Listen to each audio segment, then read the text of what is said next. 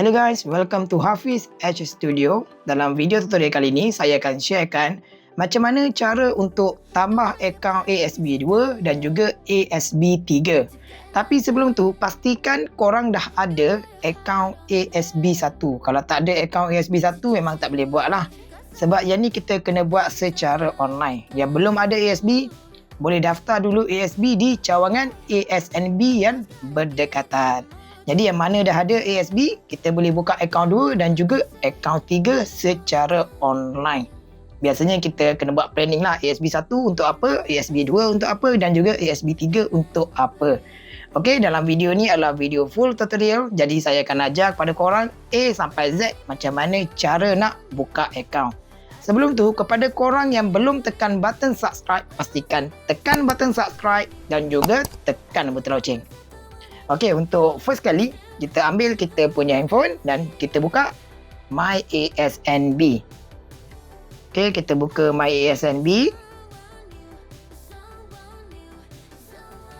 Kemudian kita login masuk macam biasa.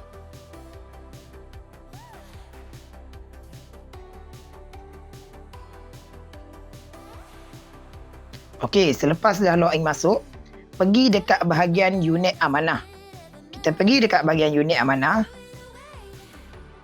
Kemudian dekat sini kita boleh tengoklah ada dua akaun yang dah ada lah kat sini. Akaun 1 dan juga akaun 2. Jadi sekarang kita akan buka akaun 3. Cara untuk buka akaun 2 sama je dengan cara nak buka akaun 3. Cara dia sama je. Okay, sekarang kita scroll ke tepi. Kemudian kita pilih unit amanah baru. Kita klik je unit amanah baru. Kat sini kita boleh pilih lah. Untuk bahagian sini adalah harga tetap dan untuk yang sebelah ni adalah harga berubah. Harga berubah ni dia ada sedikit risiko lah. Okey, kita ambil harga tetap. Kita pilih Amanah Saham Bumiputera 3. Ini adalah akaun 3. Kita klik. Okey, dekat sini kita boleh tengok dia punya detail. Scroll kat bawah. Okey, ini adalah dia punya sejarah dividen lah. Pada 2024 dia dapat 5%.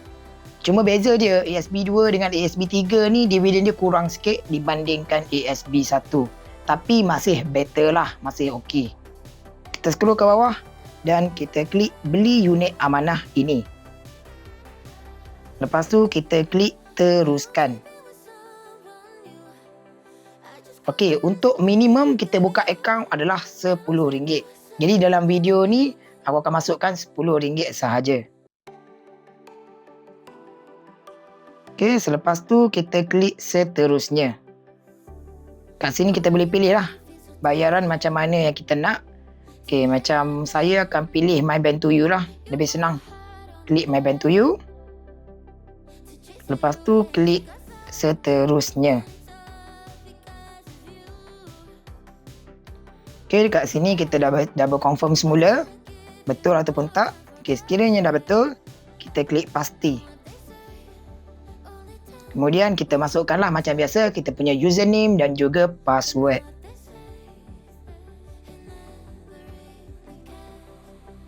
Okey, selepas kita dah siap masukkan username dan password, dia akan keluar macam ni dan kita klik continue. Lepas tu klik confirm. Okey, kita tunggu untuk approval. Okey, kita buka.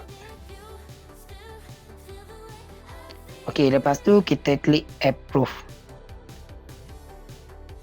Dan kita klik done. Okey, klik I approve. Okey, dah siap. Kita return to page lah. Okey, kita kembali ke My ASNB. Okey, kalau tengok kat sini pembelian kita sudah pun berjaya RM10. Lepas tu kita boleh tambah-tambah lah kalau nak tambah lagi. Okey, yang ni kita klik OK. Okey, dah siap dan kita try check semula, lihat semua. Okey, kat sini kita dah ada 3 akaun ASB. ASB 1, 2 dan juga 3. Kalau nak beli ASN pun sama je cara dia. Okey, sekarang kita back dan kita keluar. Okey guys, tu je cara dia macam mana korang nak tambah ASB2 dan juga ASB3. Cara dia senang dan juga cara dia sama je. Nak beli ASN pun cara dia sama je. Okay guys, semoga video ni dapat membantu korang dan memberikan manfaat kepada korang. Dan pada korang yang belum tekan button subscribe, pastikan tekan button subscribe dan juga tekan button lonceng. Dan kepada korang yang mungkin ada nak request video tutorial, korang boleh komen je dekat bawah. Okay guys, sekian daripada aku, Hafiz. Assalamualaikum.